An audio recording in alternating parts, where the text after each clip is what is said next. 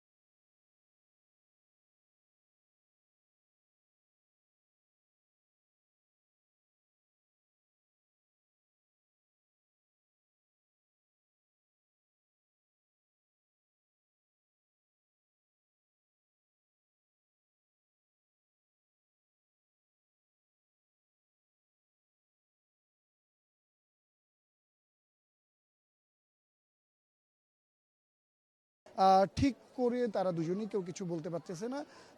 তবে স্থানীয় বাসিন্দা মানে প্রতিবেশী এবং স্বজনরা যেটা বলছেন যে মাসুম পেশায় রিক্সা চালাতেন এবং তার এই বড় পরিবার শুধুমাত্র রিক্সার খরচ দিয়ে টানতে তিনি হিমশিম খেতেন এবং বিভিন্নভাবে তিনি লোন এবং ধার কর্জের সাথে জড়িয়ে পড়েছিলেন।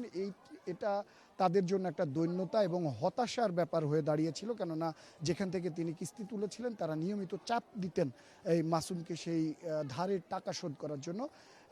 পাশাপাশি পারিবারিক কলহের মধ্যে তিনি জড়িয়ে পড়েছিলেন বলে প্রতিবেশীরা জানাচ্ছেন। যে এক কথায় মাসুম এবং তার পরিবার কিছুটা দৈন্যতা এবং হতাশাগ্রস্ত ছিলেন, যার ফলে দীর্ঘদিন ধরেই কিন্তু মাসুমকে একটু অন্যমনস্ক এবং তার যে আচরণ বা গতিবিধিতে একটু পরিবর্তন অনেকে খেয়াল করেছেন। তবে এই ধরনের একটা আত্মঘাতী সিদ্ধান্ত নেওয়ার ব্যাপারে তার পরিচিতরা, তার বন্ধু ভাইয়েরা যেটা বলছেন যে পারিবারিক কলহ, হতাশা তো আছে এই ধরনের সিদ্ধান্ত বা এই ধরনের আত্মঘাতী পথ বেছে নেওয়া। তারপরেও তিনি তারা দাবি জানাচ্ছেন যেন এর একটা সুষ্ঠু বিচার করা সম্ভব হয়, মানে তদন্ত সম্ভব হয়। সেই তদন্তে যেন আসল যে কারণ সেটি যেন বেরিয়ে আসে, এই প্রত্যাশা তাদের আছে। কেননা তারা যেভাবে ভাবছেন সেটা তাদের একটি ধারণা এবং মাসুমকে যেভাবে চেনেন সেই জায়গা থেকে তাদের একটি ভাষ্য বটে। তবে সেই ভাষ্য বা সেটার উপরে ভিত্তি করে পুলিশ প্রাথমিকভাবে কিন্তু এটা বলেই গণমাধ্যমকে জানিয়েছেন। তারপরেও তারা বৃহৎ তদন্তের জন্য সময় নিচ্ছেন, সেই চেষ্টা এবং যে আলামত সংগ্রহের সেই প্রক্রিয়া চালাচ্ছেন, যেন যেহেতু একই পরিবারের 4 জন সদস্য মৃত্যু এবং লাশ উদ্ধার, এই ঘটনাটাকে কোনোভাবেই ছোট করে তারা দেখতে চাচ্ছেন না, বা এটা একটি বিচ্ছিন্ন ঘটনা হিসেবেও তারা ভাবছেন না যে এর পেছনের কারণ কি থাকতে পারে সে ব্যাপারে তারা খতিয়ে দেখতে চান। পুলিশ সদস্যরা গণমাধ্যমকে এভাবে জানিয়েছেন। এছাড়া আরেকটি ব্যাপার, তার স্বজনরা যেমনটি বলছিলেন যে মাসুম আরও মানে ঋণ ছাড়াও পারিবারিক যে কলহ, মানে দাম্পত্য জীবনের, সেই দাম্পত্য জীবনের কলহে জড়িয়ে পড়েছিলেন, যার থেকে তিনি হতাশ এবং কিছুটা তিনি মানে সবসময় রাগান্বিত বা উত্তেজিত থাকতেন বলেও কিন্তু প্রতিবেশীদের অনেকে জানিয়েছে। তবে এই যে এই মহল্লার মধ্যে এই ধরনের যে মৃত্যুর খবর, যেহেতু এই ওয়াবদা বিহারি ক্যাম্প এলাকা একটা নির্দিষ্ট জোন, মানে নির্দিষ্ট এলাকাকে কাভার করেই আছে, এর ভিতরে যারা বিহারি সেই মানুষজনের বসবাস, এবং এখানকার যে এখন পর্যন্ত ভাষা বা কালচার কিছুটা হলেও কিন্তু ঢাকার অন্যান্য এলাকার চেয়ে আলাদা, সেটা দৃশ্যমান এবং এখনও সেটা স্পষ্ট।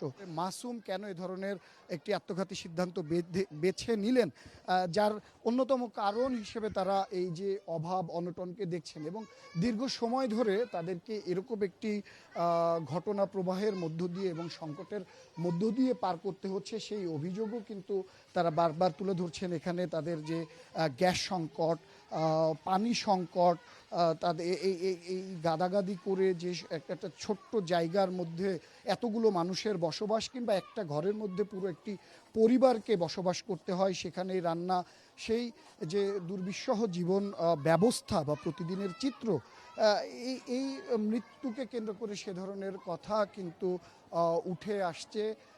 তারা এই সমস্যার সমাধান চান। তারা বলছেন যে সরকার বা আগামী দিনে যেহেতু নির্বাচন সামনে, যে নির্বাচিত সরকার আসবে, তারা যেন এই দিকটাতে নজর দেন, তাদের দিকে তাদের সংকটগুলোকে সমাধানের জন্য যেন চেষ্টা করে, সে প্রত্যাশা তারা কিন্তু এই সময়ের মধ্যে করছে। এটা যতটুকু আমি পুলিশ, পরিবার এবং মহল্লাবাসীদের সাথে কথা বলে জানতে পেরেছি যে অভাব অনটনের সংসার ছিল, সেই ভরণ পোষণে অনেক সমস্যা হওয়ার কারণে সে এরকম সিদ্ধান্ত নিয়েছে, এবং সিদ্ধান্তটা এত নীরবে নিয়েছে যার দ্বারা বোঝা যায় যে মাসুম এবং তার স্ত্রী সুমি একত্রে বুঝ পরামর্শ করেই এই ঘটনাটা ঘটাইছে। নাহলে প্রতিবেশীরা বা হত্যাকাণ্ড যে কোনো মানুষকে করা হলে তারা তো অবশ্যই আত্মচিৎকার করবে। এই পুরো বিহারি ক্যাম্প এলাকার জীবনটা এবং প্রত্যেকের বাড়িঘরের গলি কিন্তু ঠিক এরকম, এই সরু জীবনের মধ্য দিয়ে বয়ে যাচ্ছে। মাসুম সহ এলাকার বাসিন্দাদের অনেকেই, তার ভাই যেমনটি বলছিলেন যে অভাব অনটন সইতে না পেরে তার স্ত্রীর সাথে মাসুম আলোচনা করে পরামর্শ করে তবেই এই ধরনের ঘটনা ঘটিয়েছেন, এবং তার আগে তার 2 সন্তানকে ভাতে বা খাবারের মধ্যে বিষ প্রয়োগ করা হয়েছে বলেও কিন্তু পুলিশ এবং তার স্বজনরা ধারণা করছেন যে অভাব কিভাবে নিজের এবং সন্তানদেরও প্রাণ কেড়ে নিতে দ্বিধাবোধ করে না। সেই অভাব সংকট অনটন থেকে মুক্তির প্রত্যাশা দাবি জানাচ্ছে মাসুমের পরিবার সহ এই এলাকার বা এখানে বসবাসরত প্রত্যেকটি পরিবারের সদস্যরা।